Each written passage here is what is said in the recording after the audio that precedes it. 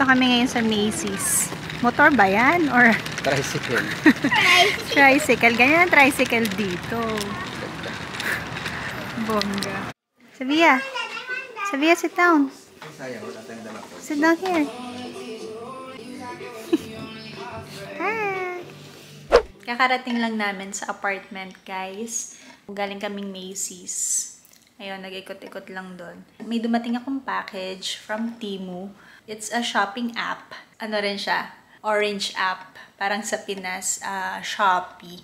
Ito, dumating siya kanina sa mail. Nakita na lang namin kanina, nandun na siya sa labas ng pinto. Ganon dito, guys. Iniiwan lang nila yan sa labas kasi dito hindi naman uso yung COD. Ang laman yan is portable washing machine.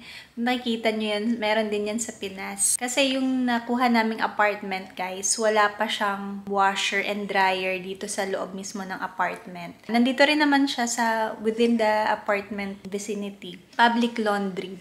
So, lahat ng taga dito sa apartment, dun naglo-laundry. Hindi siya libre, guys. Loloadan mo yung card, yun yung gagamitin mo pambayad dun sa laundry. Nakapag-laundry na kami dun once. Naisip namin kasi public siya na laundry. Better yung mga underwear kami na maglaba. We've decided to try this portable na washing machine. Mura lang naman siya, guys. Parang nabili ko lang ng $28 or $34. Kung nandito rin kayo sa US, ilalagay ko yung link nung Temu sa description box. Then, kung nasa Philippines naman kayo, ilalagay ko yung link niya sa Shopee kasi meron yan sa Shopee. And also sa Amazon, if you like. So, check nyo na lang sa description box below.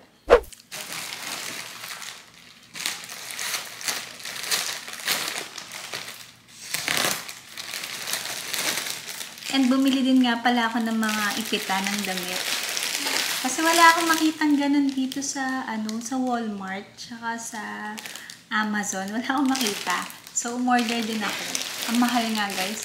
Almost $6 isa nito. 100 pesos lang to sa Pinas. Wala naman akong choice. So bumili na rin ako. Yan. Bumili ako ng dalawa na to. Kita ng mga underwear. Gusto ko yun.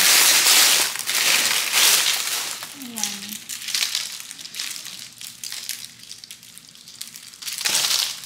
Maliit lang siya. Ipitan lang ng underwear. Yan. Dalawa yan. Tapos,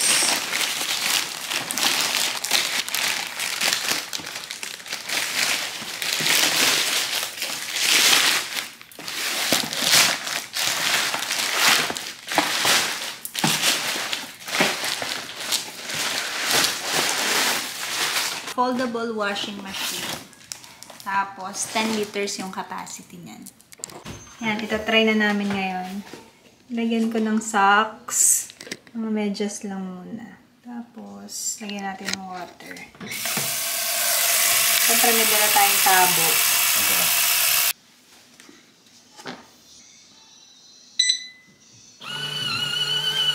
Buksan mo. Wow naman! Naks naman. Okay, kandala. Naglalaba kami. Look, naglalaba kami. Laba. Laba-laba. Yes?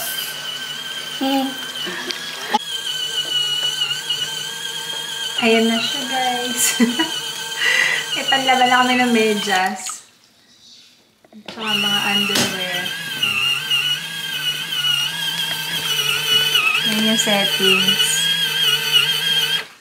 Soft touch lang pala siya. Akala namin, bibiin mo ng sobra. Doon lang kami naglalaba sa CR. May tabo pa.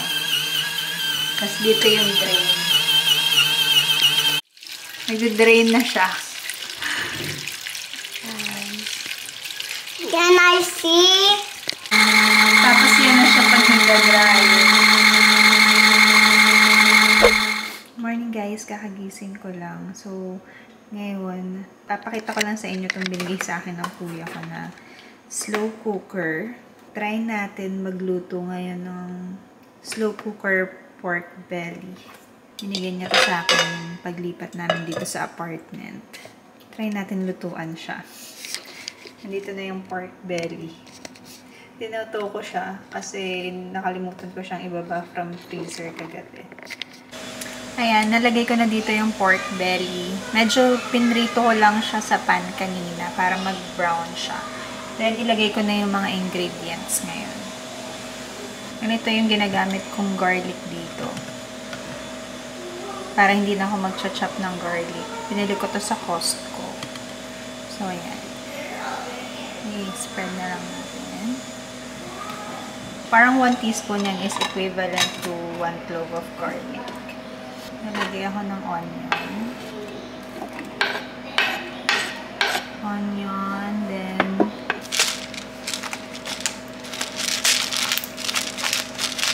tayo ng pepper.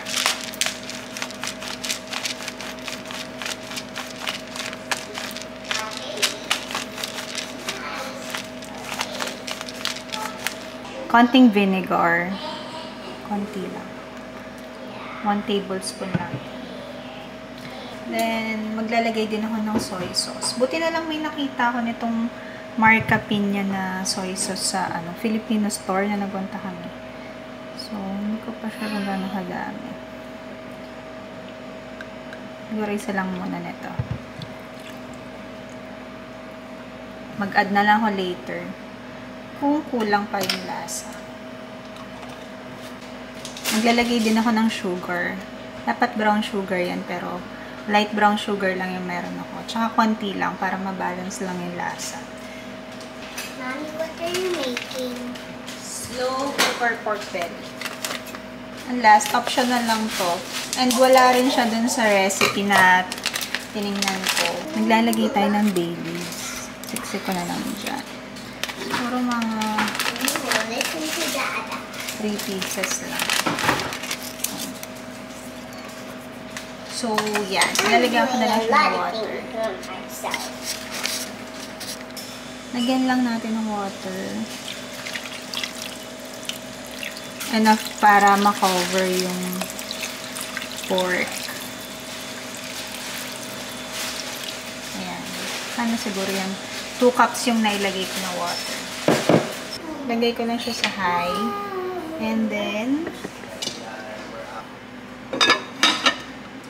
lutuin natin siya for 6 hours. Balikan natin mamaya.